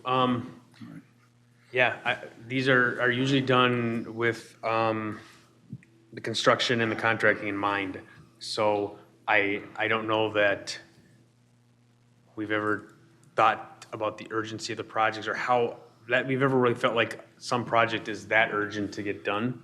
So you might have opened up a new work group perhaps, I don't know. Okay, but that is a concern, is just to make sure that we're not endangering or, a project. No, I see the point. For those reasons. I think Lane's got a comment there too. It was more of a kind of an overall, right now we're getting, majority of our requests are with a 1 year that's granted. If they aren't able to do it in 1 year, they send us a letter withdrawing the project and return the funds. And TAB has just had some exceptions only when those are tied to another project. So it was the 252 project or the LRT project. The applicant themselves didn't make the decision to move that larger project, and so that was where the exceptions came in. And since we've had a few of them, TAB had asked to put that in so that we limited the exceptions based on what they'd been doing. And then now TAC asked, well, is there going to be a limit on those? Chair Hager, you came up to the table to make a comment, I believe. I think she just wanted to serve. Maybe, or just wanted to, Chair, I have thoughts, but I'm in listening mode right now and taking okay. notes. I was sitting here thinking that I recall, I have some vague recollection of, it may have been the St. Paul project, it was maybe a pedestrian bridge or something, all of a sudden, the state historical ship was involved. Came in at the 11th hour, maybe at the end of the first extension, and said, oh no, there's some timeout, there's some historic preservation issues here that we got to deal with. And so that stopped the project too, even though they were probably on the extension period. So there are all these circumstances that can occur that could, for good cause shown, cause you to think about modifying or not following your general rule. Somebody, yes, member. And along those, Mr. Chair, it's like, I guess a comment. Along those lines, I was thinking, I know in the last few years, there's some projects that have not been able to start due to labor shortages or even finding materials. And that could extend it out, 6 to 8 months or however long. And I was just wondering if that type of situation would also fall under the extensions. Members and chair and members.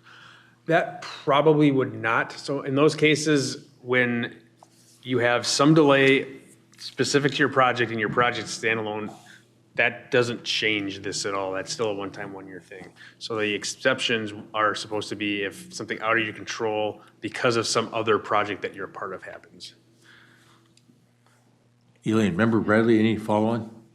No. Yeah, I was going to say, for the program year extension, it's primarily for when they're starting. So they're saying, I cannot start my project in the year I was receiving the funding, so I'm asking for 1 more year to start the project. I think it's also worth mentioning that unlike the previous policy we talked about, none of these discussions are done administratively. These are all come from the boards. So perhaps Member Jenkins' question helped inform us on whether or not we want this on consent. It's almost like a variance appeal at the city council level. The council's acting as in its judicial capacity. We kind of do the same thing. Member Anderson. I was thinking that same thing, and one of the things that applicants often got stuck on was the hardship clause. And, you know, if the hardship was not created by the applicant, then we're obviously able by law to grant those. Mr. Chair, that's one of the tools we use on our planning board is the flexibility piece, which avoids going to the variance board because in certain areas we've set goals, but we allow some flexibility to do a little bit of give and take based on the nature of the project, where it is, the nature of the site. It's allowed us to develop some very challenging sites effectively. Elaine. I want to add on too, part of this was added in when we've been getting some project sponsors asking for that exception. They've been coming to TAB Executive to get permission to submit the exception. So putting this in there, they could just submit it. That's what this does. To Commissioner Holberg's point, though, should there be an outer limit where you just say, okay, that's, no matter what the circumstances are, you got to turn the money back in and start over at some point in time, or just abandon the project. Commissioner? I'm wondering if a more reasonable way to look at that, considering, I mean, we all know in transportation land, a year is very, very short. A year is like a week in transportation world. And with staffing shortages and things like that, would it be more reasonable to put the onus back on the grant recipient and say, okay, you need an extension. Is it within a reasonable assumption that you can start this project within 2 to 3 years and extend the start a certain amount of time? And if it is not, then you need to be a responsible party and return the dollars. Because, again, the 252, I don't mean to harp on them, but it's a great example. There's no way they're going to start that project in the next 2 to 3 years. And they've already received 2 exceptions. Correct. And I think for most projects, because they're standalone, if they cannot make it the next year, they withdraw the funding. They just apply for the next solicitation. And then they get the funding for a year or 2 later. So that's, again, those are the standalone projects, and they're able to, and we've had some do that. They turn the money back, reapply, and then get funded 2 years down the road for a couple years out. Yep, But Commissioner, then go ahead. does that project still rise to the top? But Typically, yes. Typically, yes. But it's not guaranteed. Right. Although, in this case, we might have a totally different solicitation, so who knows? I think what Commissioner Holberg is suggesting is that we just have a statute of limitations, really, and it doesn't matter what your excuse is. At some point in time, this case is dead. Call it. Your project is Right. dead. Wow. Stick a fork You in can't, it. don't even think about coming to us. Because on that project alone, it's gone up to 26 million that we're pushing, and it comes out of the next solicitation.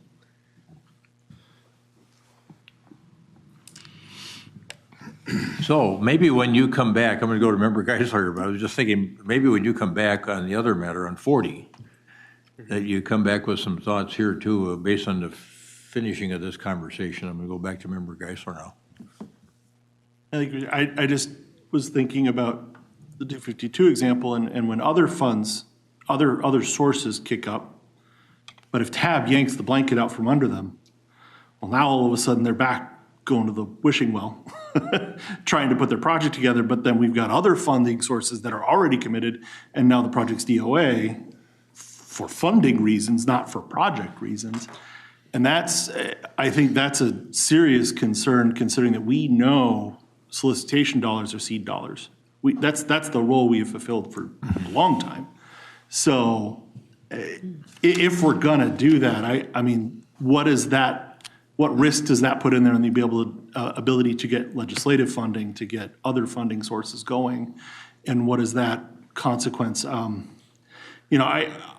me, I think good cause shown on why you need the extension is enough. That EIS is massive in where it came out of. It's not a normal project. Frankly, what it is now, we wouldn't have even funded in the first place.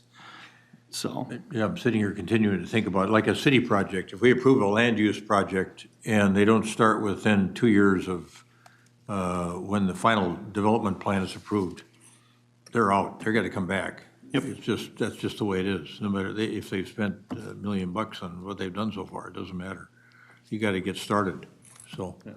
And they can always apply again. 252 couldn't now, though. No, you could, maybe you could do something like 3 years would be, or Well, two that's extensions. a clue to its validity under changing standards. Too big.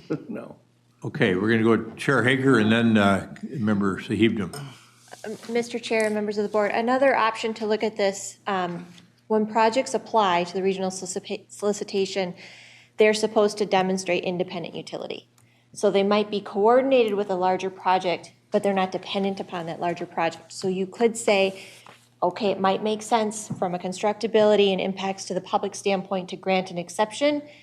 And if you can't deliver at the end of that exception, then your choice is to deliver your project independently or turn the money back and give them that option. Another yeah, that's a good possibility. Member Sahibdom. Yes, you talked about my Highway 252, so I thought I'd jump in.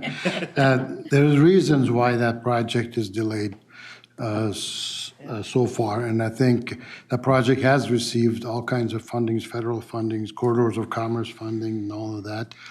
But it was moving along pretty well at one time, but then the community decided to take a deeper dive and take it to a different level as far as environmental impact goes. So it took it to environmental impact EIS process, which takes many years, and 2029 is going to be the year now. That's a while from now. So there's all kinds of funding that's sitting there, but that's what the community wanted. Another anecdotal example maybe applies to some of our conversations at the policy meeting, how projects change and evolve and what causes them. We're working on a Trunk Highway 8 north of Forest Lake in Chisago County, a 2-lane to 4-lane, real simple project. The county is delivering it for us, actually, and so it recently has changed in all the conversation. The costs are going up for turtle reason, turtle crossing. When you're talking about safety, people's safety, this is a turtle safety, has become a turtle safety project. I'm not trying to be funny here, but it's where a simple road that's kind of going through flatlands, now it's required based on requirements from DNR and some federal agencies, providing these openings that are 8 by 8, 10 by 10. It's the size of a room, basically, for a turtle to cross. And you can't just do a 36-inch culvert for them to cross because that's dark. They will not go in there. So it needs to be big enough so they see light, so they go across. And every mile, you have to do this. Again, I'm not criticizing it, but it's just reality, what it's doing. So a flat road is going to turn like this, and then you have to provide more crossings in between. Then on top of that, build fences on both sides of the highway that it's 2 feet buried underground. So that's going to cost a lot to build. So these turtles don't go underneath and fence come back and go on the road. So the fences would redirect them to these big crossings to get them across. And my comment was, again, not to be sarcastic there, but that we don't provide that kind of crossing for our people a community wants a bridge to get people from one side of the highway to the other, some kind of a community. We argue about cost and things like that. But a project like that, I don't know how long it's going to get delayed because the cost is darn near double. And I shouldn't say double. It's a lot more. Aaron knows there probably. But it's going to take a lot longer to resolve it and take care of those things because it has, plus on top of that, maintenance costs. All our maintenance staff who I've mentioned before, were in the metro area from 450 people down to 320 that take care of the whole metro area. They're going to have to maintain those culverts, maintain those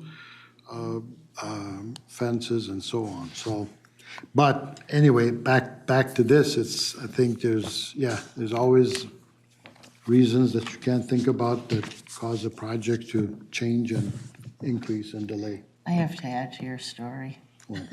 So we have a turtle crossing. Blanding? In Dakota County. I don't think so because it's not so big. I've questioned the expenditure and use, challenged them to put a game cam up to see if the turtles were really crossing there. And the end result is I didn't get much feedback about turtles. However, it's become a vending machine for rodents and mammals. The small rodents come through the tunnel, and larger rodents and mammals park themselves at the exit and then pounce and eat them as they come through the tunnels. So, and I can't speak to turtles, but we do have some rodents that are happy and some that are not. As long as the rodents are happy. And this is all from money we're taking from people's pockets. Oh, my God. So. It's a whatever, buffet. I can't. It's a buffet. Oh, wow. Oh, so I don't know if that helped you, Joe, but, We're way off track, but I had to say it because it's just. I don't think I'm gonna be able to work the word turtle into the but I next. think Chair Hager's got some ideas That's that might. nuts. Well, Mr. That Chair, is if I could maybe just summarize what I've heard and maybe see if I can get some head nods, if I can bring this feedback back to the technical group. So I think what I'm hearing is there's support for the continuance of the one-time 1 year as your typical program year extension. There's support for exceptions, but we want agencies to make their case. And we maybe want agencies to say, this is the year we're now targeting that we're going to hold ourselves accountable to, and that tab would hold them accountable to. I'm hearing there should be a limit on the number of times agencies can come back and ask for an extension, and that the applicant needs to somehow show that they've made reasonable progress on their project. They haven't been sitting on their chairs doing nothing. Okay, and then just some options for that decision point around when an agency might need to make the difficult decision to say the money should come back to the region for more immediate improvements and benefit to the public, and they'll reapply at a future date. Is that about good? For at least a first cut back to this Yeah, group that's a after good- the technical that's a good group? capturing, I think. Okay. I think for me, there could be extenuating circumstances or undue hardships that exist that would not be related to having a project connected to another project. So I'd be tending to leave that language a little bit more flexible for the short, for the 1 year extension. But, yeah, that instead of having a statute of limitations, what I heard you suggest was that it be at the discrimination of the tab as to whether or not an extension would be granted beyond a certain point in time. And that's something we could take a look at and see which way we want to handle that. A bright line or still a determination of the tab. Okay, we got a couple other folks. Commissioner Jepson and Member Johnson. No, I'm good. You guys are done? Okay. Thank you, Chair Johnson. Upland. I'm just thinking more about sort of TAB's role in this. I mean, I sort of get we could put like lots of specifics in this policy, but it feels like for a lot of these exceptions, you'll be coming back to TAB anyway, where we really have to hear from the applicant, understand what was happening, and make a determination. I think that's what our role has been and probably still should be anyway with the scope change request. So for the program year extension, I'm thinking about, what incentives can be put in place so an applicant who is starting to see some trouble ahead would be incentivized to come and talk to staff and say, hey, I think there might be trouble coming up. What's the best practice here? How do I do it? Because I would be worried a bit if we start putting in a lot of really regimented ways of doing this with all these restrictions. And if you inquire twice, you're out kind of language that might be something that applicants might be a little more fearful of doing. Like, I'd rather this be a dialogue where they're just really bringing their case to us, where they're getting the best information they can from staff about what the implications are of doing this, of flagging that there's a larger, sort of we called it the mega project coming up, and what really is the best practice, moving forward. So I think that's something I think I want to think about or have technical staff think about is just how do you incentivize the right behavior from what TAB needs down the road? We want good information. We want transparent information. We don't want anyone trying to hide anything, because I think the worst case scenario would be someone comes, basically we've had people actually present on an item, from cities and other groups come forward. It's got to be very intimidating for them to do that. And then we ask them, well, what program year do you want? And their response is, I can't tell you. It's part of this larger, bigger project, and I don't know. And it doesn't seem like a good conversation to be having for some of these projects when it really is sometimes out of their hands. So I don't have an easy solution to that, but it feels like good dialogue leading up to that would be really good. So there's more of a, what are we targeting? What's sort of the linkage that's happening? What's the mega project sort of determination, whether it's 252, the Blue Line extension, whatever it is. And then the other one I would say is if these things are coming to TAB, which I think is very, very likely, I feel like those action transmittals need to have like a full history. If we have like 2 prior program year extensions and a scope change involved, all of that needs to be readily available in just one spot that we can review. Because I feel like otherwise sometimes we're asking staff about, well, when was the last time we saw that before us? And we have to ask all these detailed questions. And it feels like we just need to have that be sort of the expectation going forward. That's just included in the transmittal when it comes forward. So those are my 2 cents on that. Yeah, thank you, Member Johnson. I'll have Elaine comment on your first thought. I think it was covered, what he said. Well, I think that, but you wanted to affirm what he had to say about the process you employ now. Right, Basically what you had suggested. Yeah. Excellent. So I'm glad that's a check. what we're trying to do here is set some policy or some procedures that are in place so people see what they are. But they're still having the conversations with staff to alert them that there's a potential problem. And I would want to hesitate to have too many exceptions, because every time there's a program year extension approved, it takes money out of the next solicitation. Like I said, the 252 project is 4 projects that total 26 million. And then there was, I think, 2 for the Blue Line, which was a lot smaller. But the more exceptions you grant, then you're tying up that future solicitation, where a majority of them are coming in with 1 year, and if they don't do it, then they just send us a letter. They just reapply, and that's the standard. And so you really want to make your exceptions exceptions. Although, Elaine, would you agree that? I don't, well, here, I mean, this is my thought. Based on past experience, we don't know what they're going to come in with for a reason. So I would say, keep the 1 year rule in place. You can do that, but we're going to make a judgment as to whether or not the second request merits consideration or granting. And then that deals automatically with the extension of the monies into another program year. At least that's my thought. Member Geisler. Just comment for Chair Hager there. As far as the applicants need to make their case piece, one of the things that I think would be helpful would be to have at least a set of questions or some kind of template to say, like, you're going to need to fill this out and answer these questions in somewhat of a standardized format to make your case, so that when we see them, we see the same questions answered every time. They can be fairly broad and qualitative in what they are, but I think seeing what that might look like or what does TAC feel like would be, if you answer these 6 questions in a good, robust way, they will probably say yes.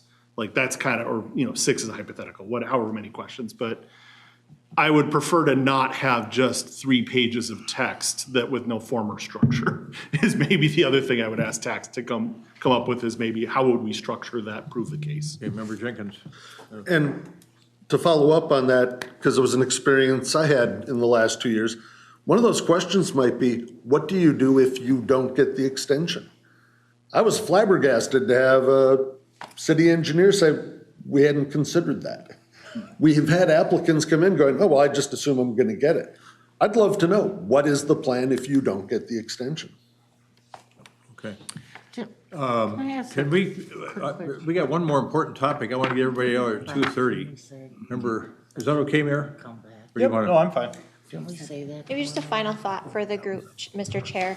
The reason that the policy is what it is today is because years ago, and I can't remember the date this actually was, around probably 2014, there were a lot of problems with project sponsors actually delivering in their program year, and it made it extremely challenging to manage the overall program, the dollars in the program.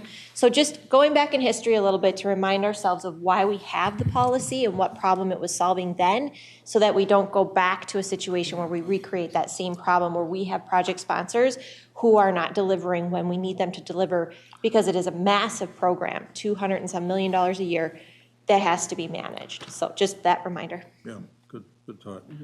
Okay, let's get to this last matter here. He walked by. Yeah, it's right up I here. think Steve, well, he was here. I think Steve went out to find him.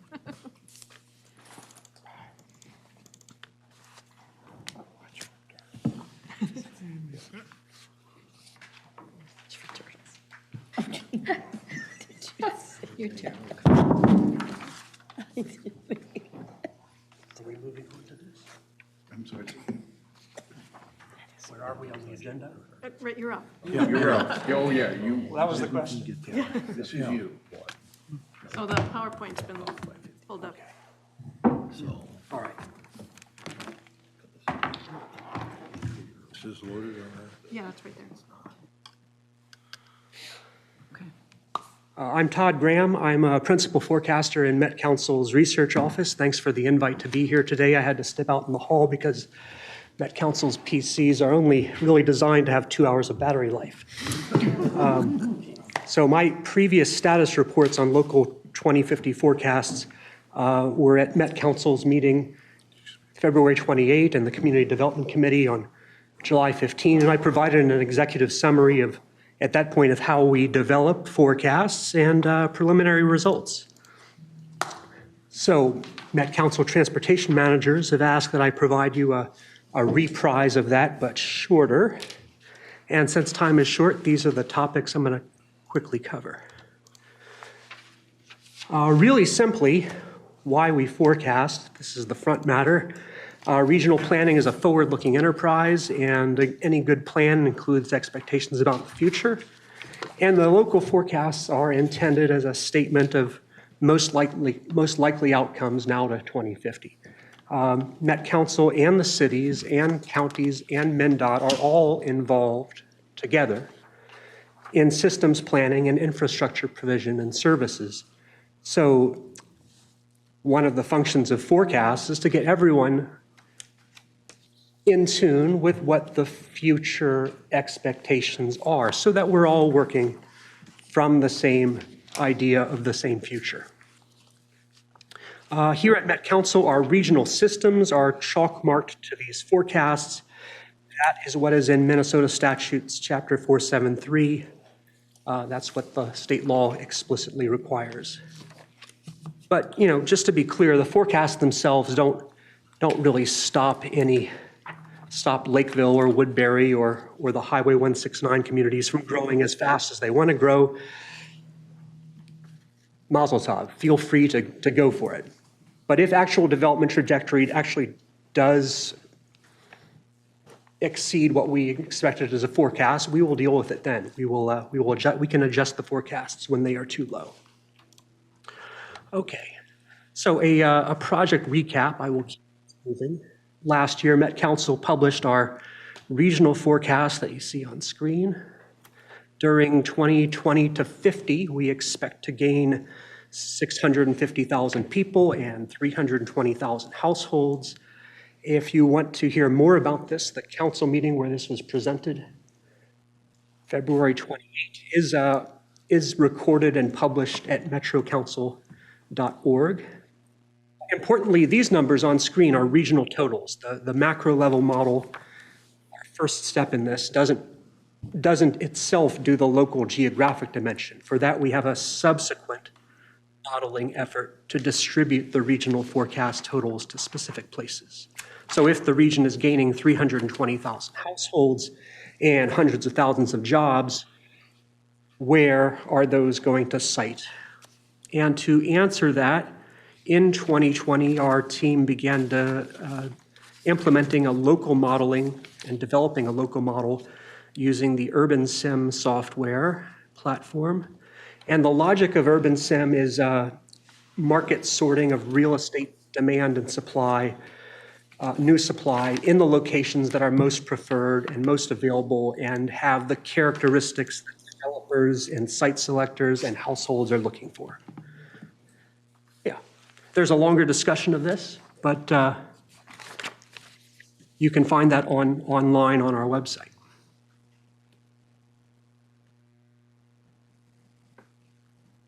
So the end products of this work, the city and town level forecasts are now published for the Imagine 2050 public hearing. There are also concurrent products that our team is still finishing up forecasts allocated to more locally detailed levels of geography. This week, we are preparing the transportation analysis zone products. We got the city and town level stuff done on time. We're working toward the last products. Some of you know there was a preliminary version 1 of local forecast this past winter. Local governments were invited to consider it and comment on it. We did hear from I think 3 dozen local governments. More recently, the proposed version 2 set of local forecasts was published, and it is proposed for public consideration and later council action. It is proposed to be adopted with the Imagine 2050 regional plan. So now I come to what's new, why have a version 1, a version 2, and so on. In version 1, I'll just say the preliminary forecast set was very preliminary.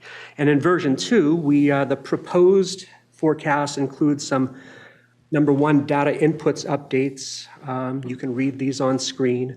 And number 2, some process improvements came up with after having heard from local governments and synthesized their comments into sort of a summary. Do these various updates make a difference? Yeah, on screen, you can read this, a refreshed forecast of transportation accessibility in 2050, for example. That did make a difference. And including known developments in the most recent years, that made a difference as well. Here are a few more improvements. I'll just let you read it. What is not changed in the forecast is the regional population and employment totals that we presented in 2023 to our council members, Council Member Barber and her 16 colleagues. Back on slide 5, I presented that we forecast and added 320,000 households over 30 years. That's the amount of pie that is available for the pie slicing. Okay, so I will transition now to some results, show and tell. This slide is year 2020 distribution of households. Minneapolis, St. Paul, and Bloomington are right in the middle of the region. And this next slide is year 2050, preliminary forecast. And we can flip back and forth, and you can see that the gain of 320,000 households is distributed. There's infill and intensification in the center of the region. There is also an outward push and outward expansion of the second and third ring suburbs. We call that the developing edge. These things are happening. They're not contradictory. It's just there is growth in all parts of the region. So this next slide is just the subtraction difference between the last 2 slides. This one is highlighting in darkest color which areas have the most intense growth over these 30 years. And it is some places in the center of the region, and it is also some places on the developing edge of the region.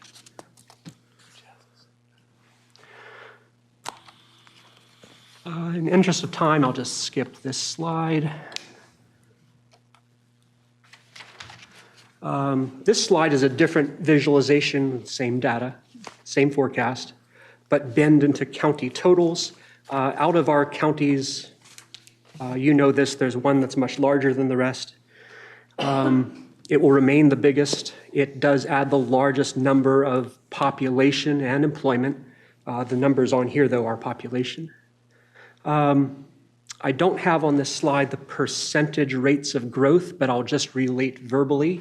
3 counties, Hennepin, Anoka, and Dakota, are expected to grow at very close to the regional average. The regional average, 22% population growth over 30 years.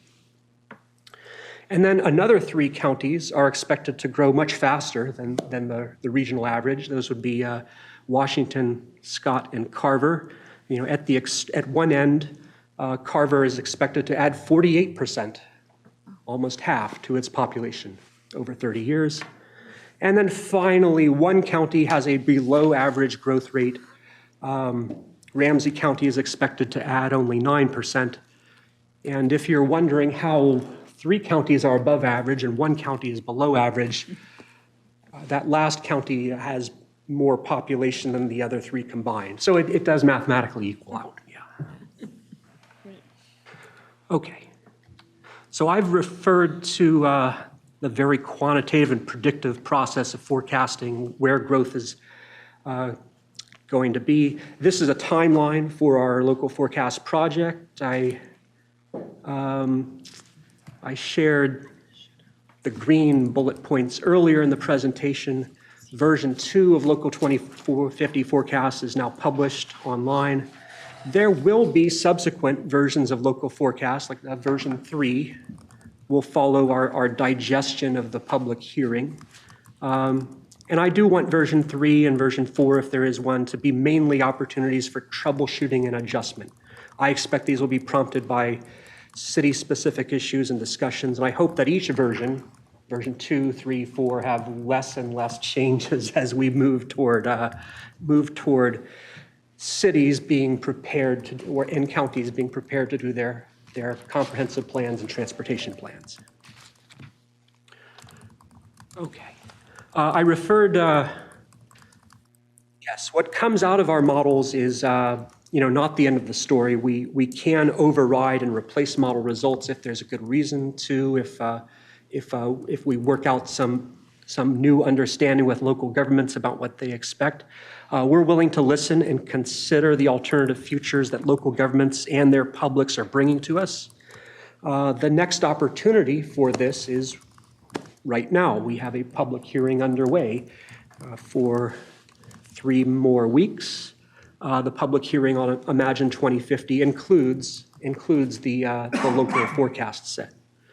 The public can comment however the public wants to, but you'll see on our engage.metrocouncil.org website, we have provided these conversation starters on screen.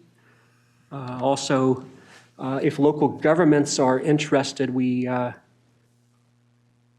suggest to them some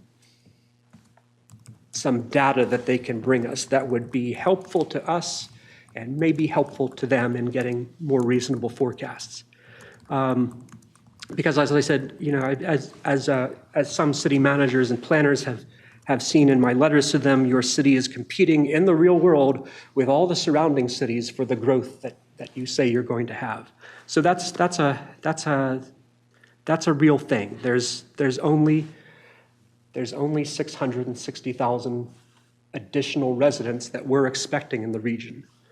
And, maybe we can boost some cities' forecasts, but it's going to be offset from somewhere. That would seem reasonable. So I am happy also to receive your letters saying that your city's forecast might be too high. Let me know. Okay. We have this web page for viewing the local forecast. It's metrocouncil.org/forecasts. And if you scroll down at that page, you can select a city or county, and the web page will display the forecast. So this is the forecast for Rogers, Minnesota. It's a fast-growing place. They've been telling us of their plans. The colorful lines that you see on this graph are what we are proposing for Imagine 2050. And the grayish lines are the forecast that we are retiring, the forecast found in cities' 2040 plans. Those forecasts will be retired by Met Council when Imagine 2050 is adopted. So this is Rogers. Some places have forecasts that are not very different. This is the forecast for Edina, Minnesota. Edina has had a remarkable building boom in some parts of that city. I'm thinking specifically of like Southdale, and they don't seem to be done yet. However, what we're forecasting there, is very similar for population growth. But Edina has lost some of its employment base. A lot of that happened at the time of the pandemic. You would see a lot of that happen at the time of the pandemic if I had year 2010 time points on here, but I don't. Okay. The final thing I'll say is this. Met Council's relationship with local governments is ongoing. We have been reminding local planners that local planners and Met Council are ultimately working from the same numbers. That's why this is considered a major part of the regional development guide. In the area of forecasts, we're flexible about revising and revisiting the forecast. It's an acknowledgement that the future hasn't happened yet. The future is moldable, fungible. It's conditioned by our plans, and plans can change. And that's the effort we're about to get into. So there are subsequent outlined here opportunities to revisit and revise the local forecasts. And Mr. Chairman, those are the prepared remarks. I'm available to answer questions. Yeah, thanks, Mr. Graham. Really fascinating stuff. Member Foster. Thank you, Mr. Chair. So this is a basic question. How are forecasts used by local governments? Like, what do you use it for? Yes, Mr. Chairman and Member Foster, local governments are preparing comprehensive plans. Okay. And in their plans, they have local systems that often marry up with the regional systems. And we're hoping, expecting, really, the stronger word, that their local systems have the same expectations as our regional systems, because often local wastewater gets into our regional wastewater pipes. So there's a checklist of things that cities are required to do in their comprehensive plans, and one of those is showing how they will accommodate growth if they're a growing place, and showing that they have the systems capacity for what's forecasted. Okay. Well, Chairman Jim has to leave, so I'll finish out the meeting. So we got Chris next, and then Deb. Okay, Chris, go ahead. Sure. Mr. Graham, I will take your time up on this one, but I would love to see the margin of error analysis from the previous the 2040 and the 2030 plans, just to understand how forecasting has changed over time. If you have any of that information, I'd love to see it personally, because that'd just be interesting to me. But the second point that I'd like to make, yeah, it's what I do on board. Yeah, you're right. The second point I'd like to make is, please make sure that your cities and localities are reaching out. I know our city responded. The forecasts, we're forecasting almost 6,000 extra residents that there's just no way we can squeeze them in. The city's mostly developed without literally raising homes and completely redeveloping, and it's unlikely to happen. So the forecasts are good. In the sense of, like, directionally, it was correct, and there's a lot but there was definitely tweaking to be done. So I think these are good. I also want to just make a highlight point in comments. These are forecasts based on data models, not Met Council telling people where they should go live. They are assumptions based on data points and trajectories and things that are happening. It's not, nobody's forcing any of these cities to grow. It's just what's happening and trying to model and guess what's going to happen. So there's definitely a disconcern there. So I appreciate the data. I appreciate the tool. It's really phenomenal to use from. So I thank you very much. Go ahead. Mr. Chair, can I respond Yep. to Member Geller? On your third point, I agree entirely. On your second point, one of the inputs to our system is an important input is the ingestion of all of the city's existing comprehensive plans and how they have guided land out to the year 2040, which they've provided to us because they've all done these plans. And so we're looking at how land is guided and at what intensities it's allowed, and we use that as in establishing an envelope of what's the most that could fit in any little spot on the map. So I can assure you that our forecast model is not trying to overpack people or jobs into any specific places. What comes out as results have already been pre-constrained to the land uses that cities told us are their planned land uses. And on your first point, margins of error, I can we don't exactly have margins of error. I won't know how we did with 2040 forecast for a little while. I can tell you that our forecast prepared in 1997 for the futuristic sci-fi point of 2020, those forecasts were pretty good for households and population. The measure that we use is look at each city's forecast, what actually happened by 2020, calculate what's called a mean absolute percentage error. How far were we off for all the cities? And the mean absolute percent error was, I think, 12% over 23 years, which in the community of planners and forecast modelers, the forecast modelers say if you can be within 20 points over 20 years, that's the standard. That's what's expected. So that our 1997 vintage forecasts were actually very good and very, very close to on target. We were way off on employment for reasons not foreseen in 1997 concerning things that happened in year 2020. Yeah, so things can go wrong too. And to clarify, I meant the forecast that was used for the 2040 plan, the forecast that was used for the 2030 plan. Right. So each decade as they went out, that's what I was more curious on of how close are we for the first decade versus the third decade? Oh, okay. Thank you. And member Geisler, be careful about saying we can't get any more in there. All they do is tear it down and go up. They can still get them in there. Be careful.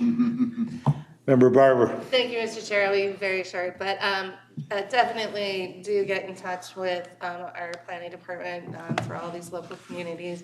I came on board when the system statements were just going out for the 2040 plan, and there's a lot of dialogue back and forth. You'll have some communities who think they're going to grow slower, some communities they think they're not going to grow at all, some that they're going to go faster. But we have to have those conversations because only the locals really know what's going on.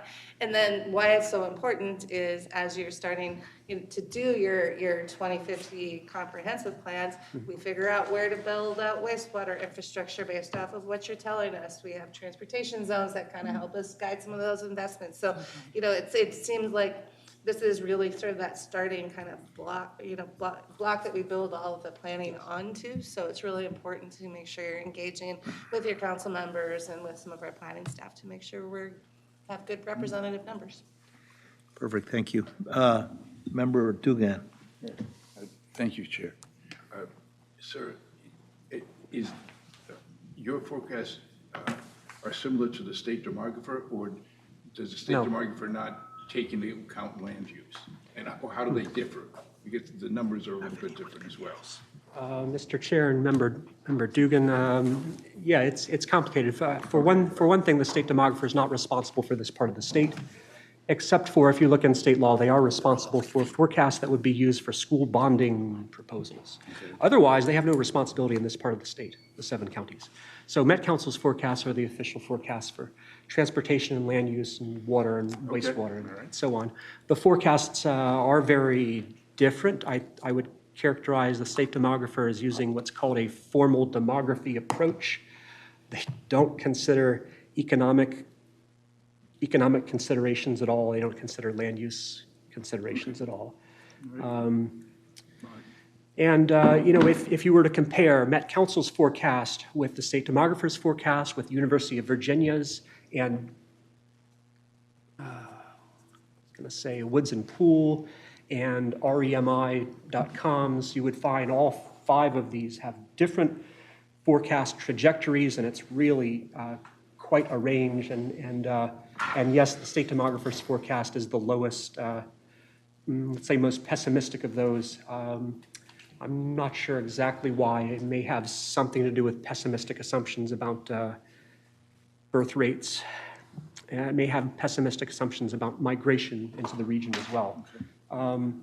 In Met Council's forecast, just on this one point, I did not want us to forecast that birth rates are going to continue to fall.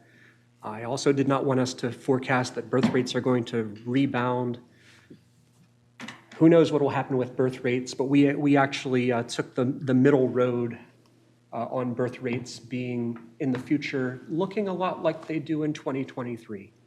The state demographer, on the other hand, took the approach of just a continuous decline in birth rates. All right, thank you, sir. Mr. Chair, thank you. All right, for those of you left, does anyone else have a question? Is there a prize? Hang around. If you're the last one to leave, you'll get a prize. All right, thank you for bringing that forward to us, appreciate it. Anyone for the good of the organization? Move to adjourn? Motion by Dugan, second. Second. Second by Bradley. All in favor, signify by saying aye. Aye. Opposed, same sign. See you next month. Thanks, everyone.